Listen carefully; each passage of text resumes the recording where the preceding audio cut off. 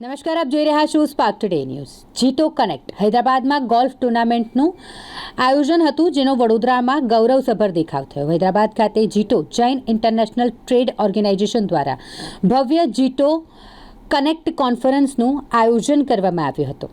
દેશભરના વિવિધ ચેપ્ટર્સમાંથી લગભગ 13,000થી વધુ સભ્યોએ જેમાં ભાગ લીધો હતો. આ પ્રસંગે યોજાયેલ ગોલ્ફ ટુર્નામેન્ટનું સ્પોન્સરશિપ IIFL તથા નરેન્દ્ર અને દેવ સુરાણા દ્વારા કરવામાં આવ્યું હતું. આ ટુર્નામેન્ટમાં લગભગ 110 ગોલ્ફરોએ ઉત્સાહભેર ભાગ લીધો. સ્પર્ધા HGA ગોલકોન્ડા અને બાઉલ્ડર્સ ગોલ્ફ ક્લબ બે અલગ અલગ ગોલ્ફ કોર્સ પર યોજાઈ હતી.